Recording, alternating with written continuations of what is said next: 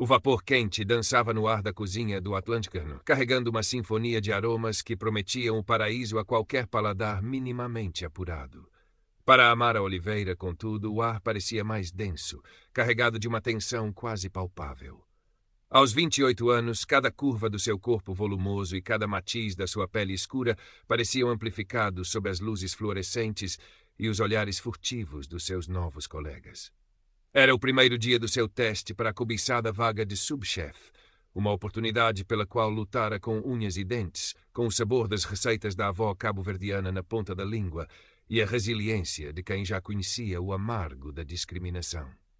O seu avental, imaculadamente branco, contrastava com a sua pele e o lenço colorido que prendia o seu cabelo afro era uma pequena rebelião silenciosa num ambiente que tresandava a formalidade e a uma tradição que nem sempre a incluía.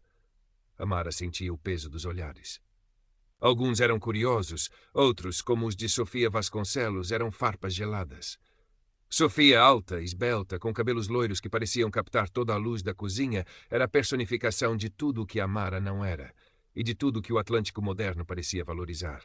A sua postura exalava uma confiança que vinha de berço, de uma vida sem obstáculos, de uma linhagem que lhe sussurrava ao ouvido que aquele lugar, e todos os outros, lhe pertenciam por direito. O chefe Ricardo Almeida, uma lenda na gastronomia lisboeta, entrou na cozinha com a solenidade de um maestro a entrar no fosso da orquestra. Os seus olhos, de um azul penetrante, varreram o espaço, detendo-se por uma fração de segundo em Amara, depois em Sofia. A sua voz, quando finalmente quebrou o silêncio, era calma, mas carregada de autoridade. Bem-vindos ao desafio. Hoje, começamos com o básico, com a essência. Um amuse-bouche. Ingredientes surpresa. Quero ver criatividade. Técnica, mas acima de tudo quero ver alma. Alma. Amara agarrou-se a essa palavra. Era o que a avó sempre dissera que ela punha na comida. Enquanto o chefe revelava os ingredientes, vieiras frescas, maracujá, um toque de malagueta e coentros, a mente de Amara já fervilhava. Ignorou o sorriso condescendente de Sofia e focou-se na sua bancada. As suas mãos, ágeis apesar da sua robustez, moviam-se com uma precisão que desmentia qualquer estereótipo. O cheiro cítrico do maracujá misturou-se com a maresia das vieiras. Para Amara, cozinhar era mais do que uma profissão. Era uma forma de contar a sua história, de conectar-se com as suas raízes, de silenciar as vozes que lhe diziam que ela não pertencia. Em pouco tempo, a sua criação estava pronta. Uma vieira delicadamente selada, pousada sobre uma redução de maracujá e malagueta, finalizada com uma folha de coentro fresca. Era uma explosão de cor e sabor, uma ponte entre o Atlântico que banhava Portugal e as memórias de Cabo Verde. O chefe Ricardo provou primeiro a criação de Sofia, algo tecnicamente perfeito, mas que a Amara pareceu previsível, quase frio. Depois aproximou-se da bancada de Amara. Pegou na pequena e observou por um instante e levou o amuse-bouche à boca.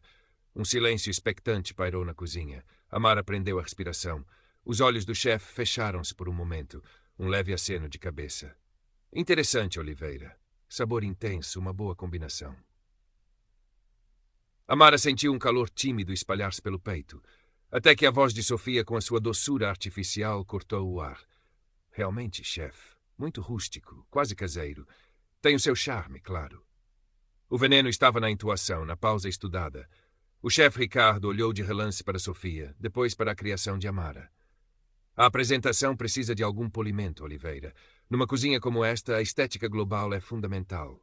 A palavra fundamental ecoou nos ouvidos de Amara, abafando o elogio. Rústico, caseiro. Eram códigos. Significavam que, apesar do sabor, apesar da alma, a sua criação, tal como ela, não era refinada o suficiente para o Atlântico moderno. A primeira farpa tinha encontrado seu alvo, e Amara sabia que seria apenas o começo de uma longa e árdua batalha. Engoliu em seco, o gosto do maracujá agora tingido com um travo amargo de familiaridade. Assentiu. Compreendo, chefe. Vou trabalhar nisso. Mas nos seus olhos, uma chama de desafio começava a arder. Ela não ia deixar que a sua história fosse reescrita por paladares preconceituosos. Os dias seguintes no Atlântico moderno transformaram-se num carrossel de desafios culinários e tensões crescentes. Amara mergulhou no trabalho com uma dedicação feroz. Cada prato que saía das suas mãos era uma declaração, uma reinvenção audaciosa de um clássico bacalhau à brás que arrancou um raro sorriso ao chefe Ricardo. Uns pastéis de nata desconstruídos com um toque de cardamomo que fizeram os colegas mais céticos murmurar elogios. Um arroz de marisco com coentros e malagueta que transportava quem o provava para uma tarde solarenga à beira-mar. Cada prato que saía das suas mãos era uma declaração. Uma reinvenção audaciosa de um clássico bacalhau à brás que arrancou um raro sorriso ao chefe Ricardo. Uns pastéis de nata desconstruídos com um toque de cardamomo que fizeram os blefos. O seu talento era inegável. Uma força da natureza que parecia florescer sob pressão. Sofia Vasconcelos, por outro lado, navegava pelos desafios com uma confiança fabricada. Os seus pratos eram tecnicamente irrepreensíveis, visualmente deslumbrantes, mas muitas vezes careciam da profundidade, daquela alma que o chefe Ricardo tanto prezava. Contudo, Sofia tinha o dom da palavra, a arte de apresentar as suas criações com uma eloquência que camuflava qualquer falha. E mais importante, ela sabia como jogar o jogo social da cozinha. Os seus comentários sobre o trabalho de Amara eram cada vez mais frequentes, sempre disfarçados de crítica construtiva, mas carregados de um subtexto que visava minar a confiança da sua rival. Um pouco pesado, não achas, Amara? Os nossos clientes preferem algo mais leve. Ou, essa combinação de especiarias é muito exótica. Talvez não agrade a todos os paladares. Amara sentia o peso de cada palavra, de cada olhar de soslaio. Alguns colegas, influenciados por Sofia ou pelos seus próprios preconceitos, mantinham uma distância fria. Outros faziam comentários inocentes que a feriam profundamente. Tens umas mãos tão fortes, Amara, deves conseguir amassar pão o dia todo. Disse-lhe uma vez uma ajudante de cozinha, com um sorriso que não chegava aos olhos. Ninguém comentava as mãos delicadas de Sofia, que mal tocavam nos ingredientes mais robustos. O seu cabelo afro, que ela tanto amava, era alvo de olhares curiosos e, por vezes, de perguntas invasivas. Foi nesse ambiente hostil que surgiu uma inesperada fonte de apoio. Diogo Mendes, um jovem cozinheiro de 20 e poucos anos, com os olhos vivos e um sorriso genuíno, foi o primeiro a quebrar a barreira do silêncio. Ele observava a Amara com uma admiração discreta, fascinado pela sua criatividade e pela forma como ela parecia transformar ingredientes simples em pura magia. Um dia, depois de Sofia ter feito um comentário particularmente ácido sobre a falta de delicadeza de um prato de Amara, Diogo aproximou-se dela quando estavam sozinhos na copa. Não ligues, Amara, disse ele, a voz baixa. O que ela tem de elegância falta-lhe de coração na comida. O teu prato estava incrível. Aquele toque de gengibre, genial. Amara olhou para ele, surpreendida. Era a primeira vez que alguém naquelas paredes parecia ver para além da sua aparência. Um pequeno sorriso brotou nos seus lábios. Obrigada, Diogo. Às vezes é difícil não ligar. Eu sei, ele respondeu, e nos seus olhos ela viu uma compreensão que ia além das palavras. A partir desse dia, Diogo tornou-se o seu aliado silencioso. Um aceno de cabeça encorajador, um ingrediente que aparecia misteriosamente na sua bancada quando ela mais precisava, uma palavra de defesa quando as críticas de Sofia se tornavam demasiado óbvias. Eram pequenos gestos, mas para Amara significavam o mundo. Ela refugiava-se nas suas memórias, na cozinha quente e perfumada da sua avó, no bairro da Mouraria. Lembrava-se das suas mãos enrugadas a ensiná-lo os segredos dos temperos, da sua voz suave a dizer-lhe: Menina, comida é amor. Nunca te esqueças disso. E nunca deixes ninguém dizer que o teu amor não é bom o suficiente. Essas palavras ecoavam na sua mente, dando-lhe força para continuar. Por vezes à noite, no seu pequeno apartamento com vista para os telhados de Alfama, Amara deixava as lágrimas correrem. A exaustão, a frustração, a dor da exclusão. Mas de manhã vestia o seu avental, prendia o cabelo com um lenço ainda mais colorido e voltava para a batalha com o sabor da esperança a misturar-se com o aroma do café. Sofia, no entanto, não se contentava com microagressões. À medida que a competição se afunilava e o talento de Amara se tornava cada vez mais evidente para todos, incluindo para um chefe Ricardo cada vez mais intrigado, o desespero começou a toldar o julgamento de Sofia. As suas táticas tornaram-se mais insidiosas.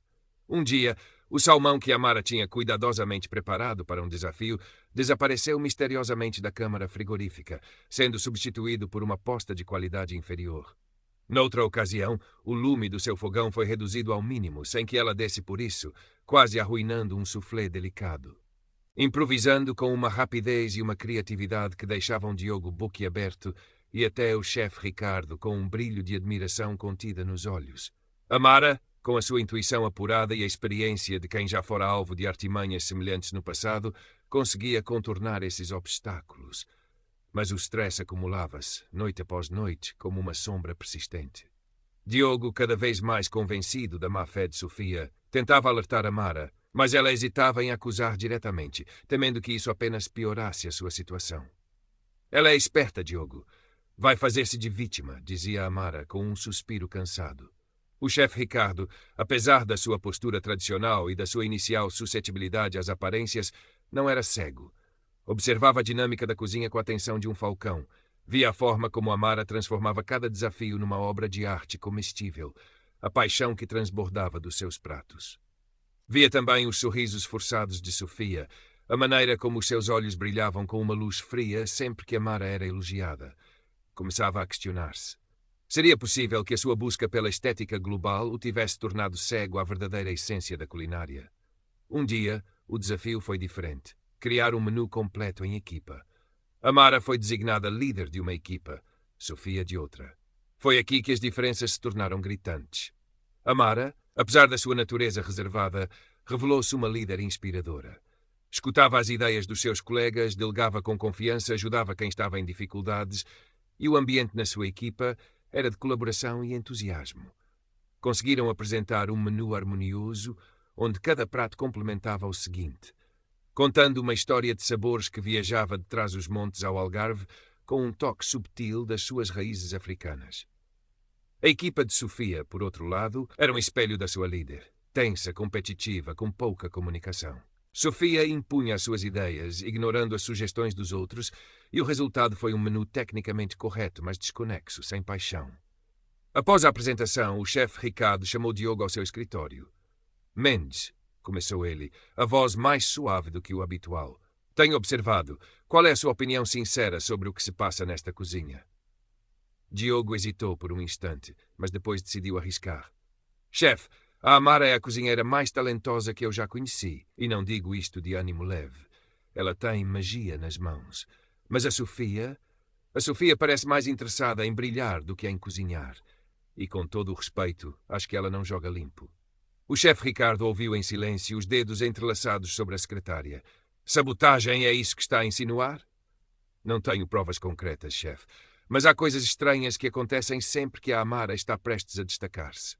Ingredientes que desaparecem, equipamentos que falham.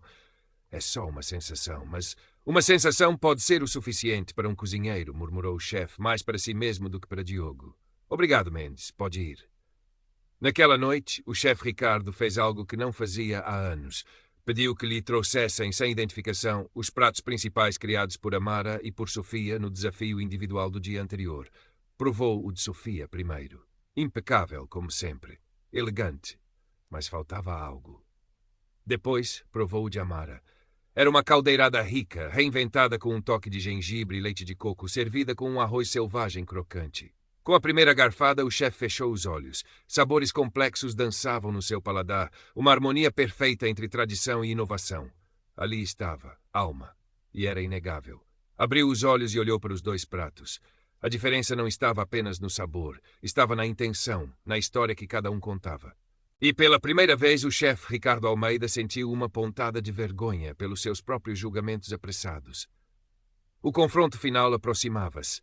A criação de um menu de degustação completo para um grupo de influentes críticos gastronómicos e para o próprio dono do Atlântico moderno, o discreto mas temido Sr. Antunes.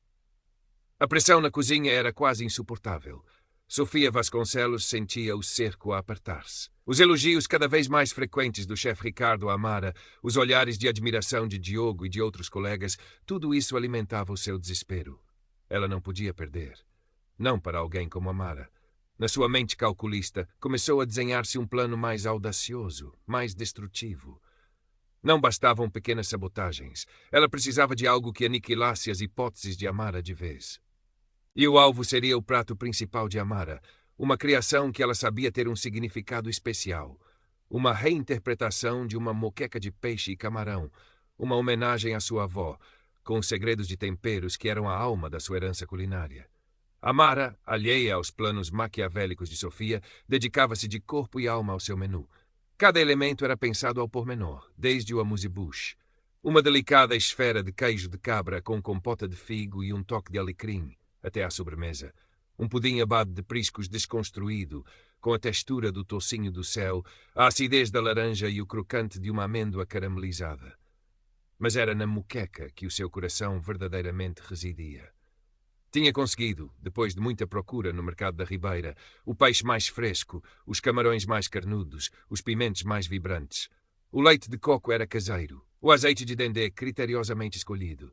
Na véspera do grande dia, a cozinha fervilhava. Amara pré-preparava os seus ingredientes com um cuidado quase religioso.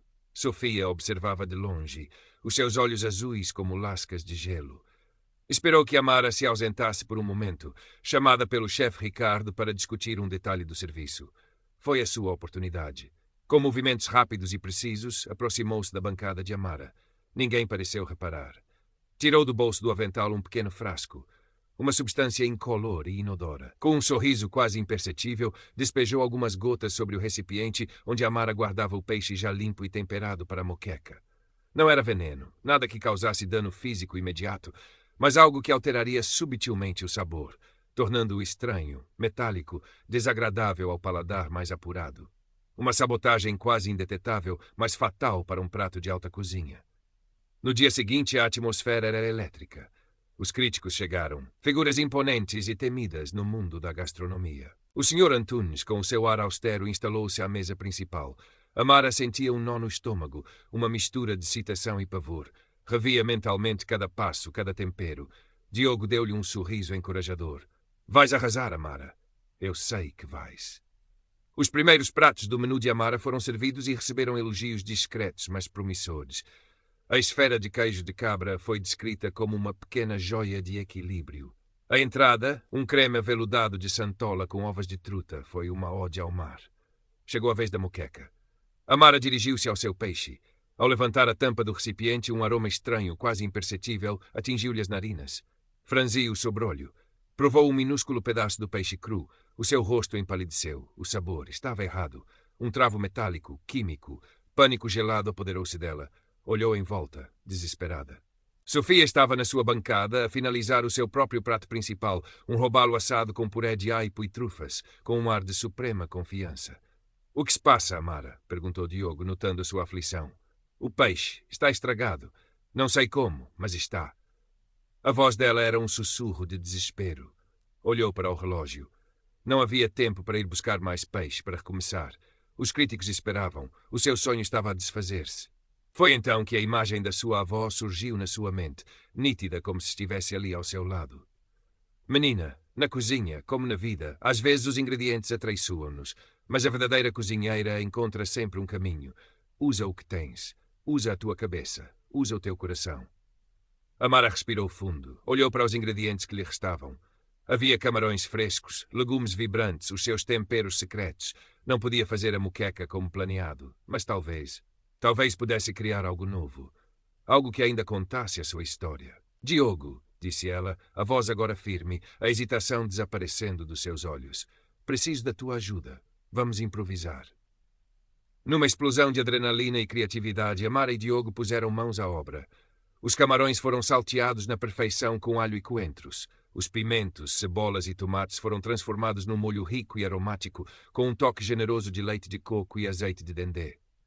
Não era a moqueca da avó, mas era algo nascido da sua resiliência, da sua paixão indomável. Era uma resposta à adversidade. Quando o prato improvisado, uns camarões cremosos à moda africana, vibrantes e perfumados, foi levado à mesa dos críticos, um silêncio tenso instalou-se. Amara observava de longe o coração a bater descompassado. Sofia sorria discretamente, convencida da sua vitória. O chefe Ricardo, que tinha acompanhado à distância o frenesi na bancada de Amara, aproximou-se dela. — Oliveira, o que aconteceu à moqueca? Amara olhou-o nos olhos, a sua voz calma, mas firme. — Chefe, o peixe estava inexplicavelmente alterado, impróprio para consumo. Tive de improvisar. Não havia acusação na sua voz, apenas a constatação de um facto. Um dos críticos, uma senhora de cabelos grisalhos e olhar perspicaz, conhecida pela sua integridade, levantou a mão. — Chefe Almeida, este prato de camarão é sublime. Inesperado, mas absolutamente delicioso. Há uma história aqui, uma força que transcende a técnica.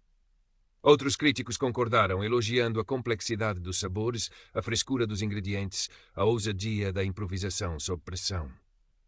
O Sr. Antunes, normalmente impassível, tinha um brilho de interesse nos olhos. Sofia Vasconcelos não conseguia acreditar. O seu plano tinha falhado? Como era possível? A sua raiva e frustração eram quase palpáveis. Foi Diogo quem, discretamente, se aproximou do chefe Ricardo. Trazia consigo o pequeno frasco que Sofia deixara cair perto da sua bancada na confusão da sabotagem. Chefe, disse ele em voz baixa, acho que devia ver isto. Encontrei-o perto da bancada da Sofia, pouco depois de Amara ter descoberto o problema com o peixe. O chefe Ricardo pegou no frasco. Olhou para o seu conteúdo, depois para Sofia, cujo rosto tinha perdido toda a cor. A compreensão abateu-se sobre ele com a força de um soco. A maldade, a inveja, o preconceito, tudo se encaixava. Ele voltou-se para os críticos. Senhoras e senhores, peço a vossa atenção. Parece que, para além do talento culinário, tivemos hoje uma demonstração de algo muito menos apetecível nesta cozinha. A sua voz era gélida. Olhou diretamente para Sofia. Senhorita Vasconcelos, creio que temos muito que conversar. Em privado. O desfecho foi rápido e brutal para Sofia. Confrontada com as evidências e com o olhar reprovador do chefe, a sua arrogância desmoronou-se. Tentou negar, culpar outros, mas as suas mentiras eram transparentes. Foi informada de que o seu período de teste terminava ali e que o Atlântico moderno não tolerava aquele tipo de comportamento. A sua reputação, que ela tanto prezava, estava em ruínas. Enquanto saía da cozinha sob os olhares consternados dos colegas, levava consigo não só a derrota, mas a vergonha da sua própria mesquinhez. Mais tarde, quando a azáfama tinha diminuído e os críticos já tinham partido, deixando um rasto de elogios entusiasmados ao menu de Amara, especialmente ao prato improvisado, o chefe Ricardo chamou Amara ao seu escritório. Oliveira, começou ele, a voz agora mais suave, quase paternal. Hoje você demonstrou mais do que talento culinário. Demonstrou caráter, resiliência e uma integridade notável. Eu peço desculpa se alguma vez os meus próprios preconceitos ou a minha cegueira a fizeram duvidar do seu valor. Amara sentiu os olhos a umedecerem-se. Era mais do que uma vitória profissional. Era uma validação humana. Obrigada, chefe. Não tem de agradecer, disse ele. O Atlântico moderno tem a honra de lhe oferecer o cargo de subchefe. Sei que vai trazer uma nova alma a esta cozinha. Ele estendeu-lhe a mão. Amara apertou-a com firmeza, um sorriso rasgando-lhe o rosto. Um sorriso que vinha do fundo do coração, luminoso como o sol de Cabo Verde. Será uma honra, chefe. Diogo esperava a saída do escritório com um abraço efusivo. Eu sabia, Amara. Eu sabia que ias conseguir. Nos meses que se seguiram, Amara floresceu como subchefe. A sua presença na cozinha trouxe uma nova energia, uma lufada de ar fresco. Com a sua liderança calma mas firme, inspirou a equipa, promoveu um ambiente de respeito e colaboração. Os pratos que saíam do Atlântico moderno nunca tinham sido tão elogiados, tão cheios de história e de sabor. Ela não se esquecera das dificuldades, das palavras cruéis, dos olhares de desdém. Mas essas memórias já não a assombravam. Serviam como um lembrete da sua força, da sua jornada. Continuava a usar os seus lenços coloridos, cada um uma celebração da sua identidade. Certa noite, depois de um serviço particularmente movimentado, mas gratificante, Amara encontrou-se a observar a equipa a limpar e a preparar-se para o dia seguinte. Havia uma camaradagem no ar, um respeito mútuo que ela própria ajudara a cultivar. Um jovem ajudante de cozinha, recém-chegado e um pouco intimidado, aproximou-se dela com um prato que tinha tentado recriar. Subchefe Oliveira, disse ele, a voz a tremer um pouco. Pode provar? Não sei se está bom. Amara sorriu, um sorriso genuíno e encorajador. Provou o prato com atenção. A técnica está boa, disse ela, mas falta um pouco de ti. Qual é a tua história? O que queres dizer com este prato? O jovem olhou para ela, os olhos a brilhar com uma nova compreensão. Era a mesma pergunta que ela se fizera tantas vezes. Mais tarde, enquanto caminhava pelas ruas de Alfama, o aroma do pão quente de uma padaria vizinha a misturar-se com a brisa fresca do Tejo, Amara sentiu uma paz profunda. No bolso carregava um pequeno cartão. Era de um espaço modesto, uma antiga tasca para arrendar que ela tinha visitado nesse mesmo dia. Pequeno, precisando de muitas obras, mas com um potencial imenso. Um lugar onde ela poderia finalmente contar a sua própria história, nos seus próprios termos. Um lugar onde a alma seria sempre o ingrediente principal. Olhou para as estrelas que começavam a pontilhar o céu de Lisboa. A jornada tinha sido árdua, mas cada passo, cada lágrima, cada pequena vitória tinha valido a pena. Ela era Amara Oliveira, uma mulher negra, obesa, filha de imigrantes, subchefe de um dos melhores restaurantes de Lisboa, e estava apenas a começar. O seu talento, a sua resiliência, a sua história, ninguém lhes podia tirar.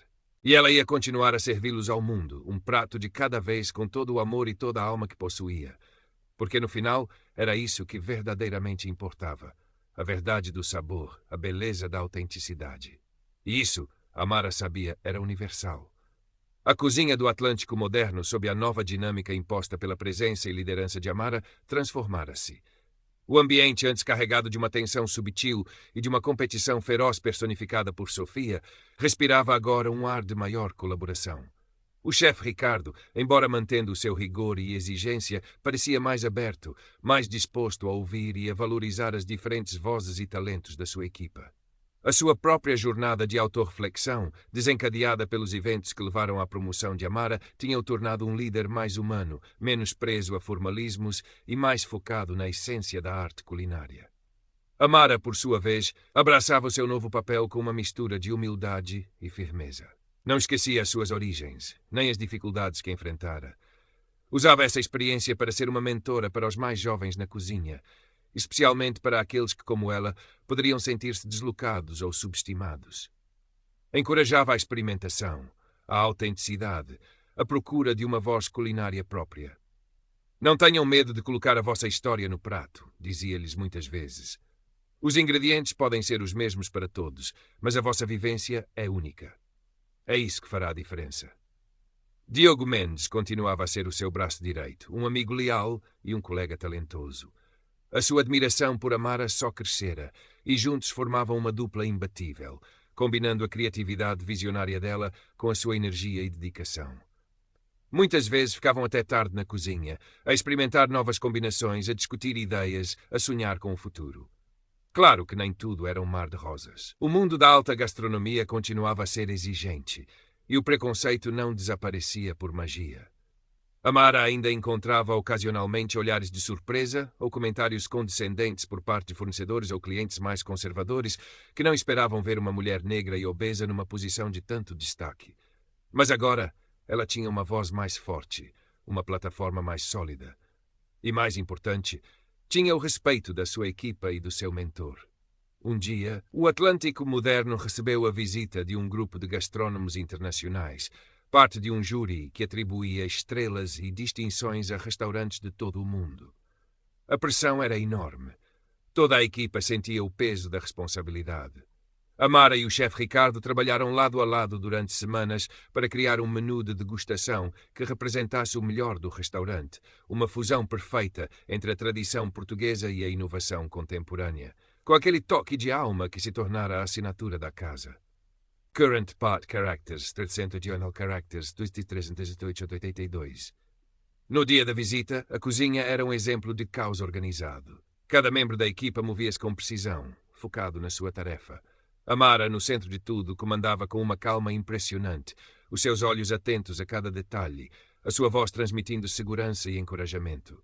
Havia uma sinergia, uma dança sincronizada de mãos e utensílios, de aromas e texturas. Um dos pratos estrela do menu era uma criação de Amara, uma cataplana de peixes e mariscos da costa, mas com um caldo enriquecido com especiarias africanas subtis que lhe conferiam uma profundidade e um exotismo inesperados. Era um prato que falava das suas duas heranças, uma ponte entre continentes, servido com uma elegância que desafiava qualquer noção de rusticidade. Quando o prato foi servido aos jurados, um silêncio respeitoso encheu a sala de jantar. Amara, da pequena janela que dava para a sala, viu-os provarem, viu as suas expressões mudarem, os acenos de cabeça, os murmúrios de aprovação. Sentiu um arrepio. Mais tarde, um dos jurados, uma figura proeminente da crítica gastronómica francesa, pediu para falar com os chefes. Quando Amara e o chefe Ricardo se apresentaram, o crítico dirigiu-se primeiro a Amara. Subchefe Oliveira, disse ele, num português com um leve sotaque. A sua cataplana não é apenas um prato, é uma experiência. uma viagem. Há uma verdade ali que é rara de encontrar. O chefe Ricardo sorriu, um orgulho genuíno a iluminar-lhe o rosto. Ela é o futuro desta cozinha, disse ele, pousando a mão no ombro de Amara. A distinção, quando chegou semanas depois, foi para além das suas expectativas mais otimistas. O Atlântico Moderno não só manteve as suas estrelas, como ganhou um reconhecimento especial pela inovação e autenticidade culinária liderada por uma nova geração de talento. A crítica mencionava especificamente a influência de Amara e a forma como ela tinha enriquecido a identidade do restaurante. A notícia espalhou-se. Amara tornou-se, quase da noite para o dia, um nome conhecido nos círculos gastronómicos. Começou a receber convites para festivais de culinária, para dar palestras, para partilhar a sua história. No início sentiu-se intimidada pela atenção, mas depois percebeu que era uma oportunidade.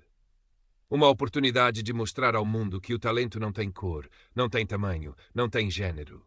Uma oportunidade de inspirar outros a perseguirem os seus sonhos, independentemente dos obstáculos. Ela nunca se esqueceu da pequena tasca em Alfama. Com o seu novo sucesso, o sonho de ter o seu próprio espaço começou a parecer mais palpável. Diogo era o seu maior incentivador. Imagina, Amara, um lugar nosso, onde possamos cozinhar sem amarras, só com o coração. Numa tarde de folga, Amara voltou ao bairro da Mouraria, ao prédio onde a avó vivera. Sentou-se nos degraus da entrada, o sol a aquecer-lhe o rosto. Lembrou-se das palavras da avó: "Nunca deixes ninguém dizer que o teu amor não é bom o suficiente." E sorriu. A avó teria tanto orgulho. Sentia que a sua jornada estava longe de terminar. Havia ainda tantos sabores para descobrir, tantas histórias para contar através da comida. Mas agora caminhava com uma confiança que não vinha da arrogância, mas da profunda consciência do seu próprio valor, da sua resiliência, da beleza da sua herança. O Atlântico Moderno tinha sido um campo de batalha, mas também uma escola. Ali, aprendera não só sobre alta cozinha, mas sobre si mesma. Aprendera que as cicatrizes das batalhas passadas podiam transformar-se em fontes de força, e que a verdadeira elegância residia na autenticidade. Ao olhar para o futuro, Amara via desafios, claro, mas via também um horizonte vasto de possibilidades, perfumado com os aromas das suas memórias e dos seus sonhos. E sabia que qualquer que fosse o caminho, continuaria a cozinhar com alma, a partilhar o seu amor, a deixar a sua marca indelével no mundo, um prato de cada vez. A sua história era um testemunho vivo, de que mesmo nos ambientes mais elitistas e perante os preconceitos mais arraigados, o talento genuíno, quando acompanhado de coragem e integridade, tem o poder de transformar não só uma vida, mas também o mundo à sua volta. E essa, Amara sabia, era a mais deliciosa das vitórias. Os anos seguintes viram Amara Oliveira consolidar o seu nome como uma das chefes mais inovadoras e respeitadas de Portugal. O Atlântico Moderno continuou a colher prémios e a sua parceria com o chefe Ricardo Almeida tornou-se lendária, uma simbiose perfeita entre experiência e vanguarda, tradição e audácia. Mas o sonho da pequena tasca em Alfama nunca a abandonou.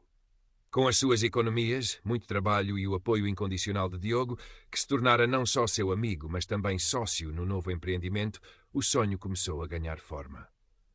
Encontraram o espaço perfeito, uma antiga adega com paredes de pedra e um pequeno pátio interior, no coração de Alfama. Chamaram-lhe Raízes. O nome era uma homenagem a tudo o que os definia: as raízes da culinária tradicional portuguesa, as raízes africanas de Amara, as raízes da amizade e da paixão que os unia. A abertura do Raízes foi um evento discreto, mas que rapidamente se espalhou de boca em boca. Não havia o brilho e o formalismo do Atlântico Moderno.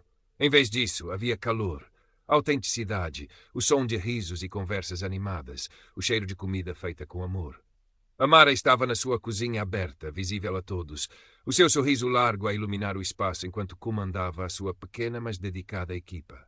Diogo, com a sua simpatia contagiante, circulava pelas mesas, garantindo que todos se sentiam em casa. O menu do Raízes era um reflexo da alma de Amara. Pratos simples na sua concepção, mas complexos nos seus sabores. Havia petiscos que lembravam as tascas antigas de Lisboa, mas com um toque contemporâneo. Havia pratos principais que celebravam os produtos locais, o peixe fresco do mercado, os legumes da horta. E, claro, havia sempre um prato especial que trazia os sabores de Cabo Verde, uma homenagem vibrante à sua avó. O sucesso do Raízes não se mediu em estrelas Michelin, embora os críticos mais atentos não tardassem a descobrir aquela pérola escondida. Mediu-se nos sorrisos dos clientes, nas mesas sempre cheias, na sensação de comunidade que ali se criava todas as noites. Amara cozinhava para pessoas de todas as origens, de todas as classes sociais. Via casais de namorados, famílias, grupos de amigos, turistas curiosos e velhotes do bairro que ali encontravam os sabores da sua juventude. Ela não se tornara imune ao preconceito. O mundo não mudava assim tão depressa. Por vezes ainda sentia um olhar de surpresa quando alguém descobria que aquela mulher negra e corpulenta, de sorriso fácil, era a chefe proprietária do restaurante tão elogiado. Mas esses momentos já não a diminuíam. Respondia com a sua comida, com a sua hospitalidade, com a sua alegria contagiante. O chefe Ricardo Almeida era um cliente frequente do Raízes. Sentava-se discretamente a um canto, observando Amara com um orgulho paternal. Via nela não só a cozinheira talentosa que ajudara a formar, mas uma empreendedora de sucesso, uma mulher que tinha transformado as suas adversidades em triunfo. Você criou algo especial aqui, Amara, disse-lhe ele uma vez, depois de saborear uma feijoada de búzios que o transportara para outras paragens. Algo verdadeiro. Amara também se tornou uma voz ativa na promoção da diversidade e inclusão na gastronomia portuguesa. Participava em debates, dava workshops a jovens de bairros desfavorecidos, partilhava a sua história para inspirar outros a não desistirem dos seus sonhos, por mais impossíveis que parecessem. Mostrava que era possível criar espaços onde o talento fosse o único critério, onde todas as histórias e todos os sabores tivessem lugar à mesa. Numa noite particularmente movimentada no Raízes, enquanto Amara supervisionava a saída dos pratos, os seus olhos cruzaram-se com os de uma jovem negra, sentada a uma mesa com a família. A jovem olhava para Amara com uma admiração quase reverente. Amara sorriu-lhe, um sorriso de cumplicidade e encorajamento. Naquele olhar, viu um reflexo de si mesma, anos antes, cheia de sonhos e incertezas. E soube com uma certeza profunda que o seu trabalho ia muito para além da comida. Era sobre abrir caminhos, quebrar barreiras, alimentar não só o corpo, mas também a alma e a esperança. O aroma da muamba de galinha misturava-se com o cheiro alecrim e amar, numa dança de sabores que era a própria essência do Raízes. Amara respirou fundo, sentindo uma gratidão imensa por cada passo da sua jornada. A avó ficaria orgulhosa. E ela própria, a menina da mouraria, que sonhava em cozinhar para o mundo, também estava. A sua maior criação não era um prato, mas a vida que construíra, temperada com resiliência, paixão e um amor inabalável pela sua arte e pelas suas raízes. E esse era um sabor que ninguém jamais lhe poderia tirar. O seu restaurante não era apenas um local para comer. Era um ponto de encontro, um espaço de celebração da diversidade, onde cada prato contava uma história de superação e autenticidade. Um dia, uma equipa de televisão de um canal internacional que produzia uma série sobre chefes inspiradores à volta do mundo contactou Amara. Queriam dedicar-lhe um episódio. A princípio, ela hesitou. A exposição mediática nunca fora o seu principal objetivo. Mas Diogo e o chefe Ricardo convenceram-na. Amara, disse o chefe Ricardo, a tua história precisa de ser contada. Não por vaidade, mas pelo impacto que pode ter. Há tantas Amaras por aí que precisam de ouvir que é possível. As filmagens foram uma experiência intensa. Revisitaram os lugares da sua infância na mouraria, a cozinha modesta onde aprendera com a avó. Filmaram a azáfama do Atlântico moderno, onde o chefe Ricardo falou com emoção sobre o seu crescimento. E, claro, captaram a magia do Raízes, a forma como Amara interagia com a sua equipa e com os seus clientes, a paixão que transbordava de cada gesto seu na cozinha. Durante uma entrevista, a jornalista perguntou-lhe qual tinha sido o maior desafio da sua carreira. Amara pensou por um momento. Não falou das sabotagens de Sofia, nem dos comentários maldosos. Disse, com a sua serenidade característica, o maior desafio foi, e por vezes ainda é, acreditar em mim mesma quando o mundo à minha volta parecia determinado a convencer-me do contrário. Foi aprender a transformar o não que ouvia tantas vezes, explícita ou implicitamente, num sim interior. Um sim à minha paixão, à minha verdade. O episódio foi um sucesso estrondoso. Cartas e mensagens chegavam de toda a parte, de jovens cozinheiros, de mulheres que lutavam contra estereótipos, de imigrantes que se reviam na sua história de resiliência. Amara lia cada mensagem com o coração apertado, sentindo o peso e a beleza da responsabilidade que a sua visibilidade lhe trazia. Decidiu usar essa plataforma para algo maior. Juntamente com outros chefes que partilhavam a sua visão, criou uma fundação para apoiar jovens talentos de meios desfavorecidos que quisessem seguir uma carreira na gastronomia. Ofereciam bolsas de estudo, programas de mentoria, estágios em restaurantes de renome. O Raízes tornou-se um dos principais locais de acolhimento desses jovens. E Amara dedicava parte do seu tempo a ensinar-lhes não só técnicas culinárias, mas também lições de vida, de perseverança, de autoestima. Numa dessas tardes, enquanto orientava uma jovem tímida, vinda de um bairro periférico de Lisboa, que sonhava ser pasteleira, Amara viu um brilho familiar nos seus olhos, o mesmo brilho de paixão e incerteza que ela própria tivera. A jovem confessou-lhe o seu medo de não ser aceite, de não ser boa o suficiente por causa da sua origem e da sua aparência. Amara pousou a mão no ombro dela. Escuta, disse-lhe, a voz carregada de uma convicção nascida da experiência. O teu valor não está na opinião dos outros, nem na tua aparência, nem no sítio de onde vens. Está aqui dentro. Apontou para o coração da jovem. Está no teu talento, na tua vontade de aprender, na tua capacidade de transformar ingredientes simples em algo que toca a alma das pessoas. Nunca deixes que ninguém te roube isso. O mundo precisa do teu sabor único, assim como precisou do meu. Naquela noite, o Raízes estava particularmente animado. Era o aniversário da sua abertura. Amigos, clientes habituais, a sua equipa, todos celebravam. O chefe Ricardo fez um brinde emocionado. Diogo, ao seu lado, sorria com os olhos brilhantes. Amara olhou em volta, para aquele espaço cheio de vida, de amor, de histórias partilhadas. Sentiu uma onda de gratidão tão intensa que quase a deixou sem fôlego. Lembrou-se de uma frase que a sua avó costumava dizer, enquanto mexia as suas panelas fumegantes. A cozinha, minha neta, é como a vida. Precisa de bons ingredientes, sim. Mas o mais importante é o tempero. E o melhor tempero de todos é o amor e a coragem de ser quem tu és. Amara Oliveira, a menina da mouraria que sonhava com panelas e estrelas, tinha encontrado o seu tempero. E partilhava-o generosamente com o mundo, um prato de cada vez, uma história de cada vez, provando que a verdadeira gastronomia, tal como a verdadeira vida, é feita de alma, de autenticidade e da beleza indomável do espírito humano. E esse, sim, era um legado que perduraria muito para além do último cliente servido, da última luz apagada na cozinha do Raízes.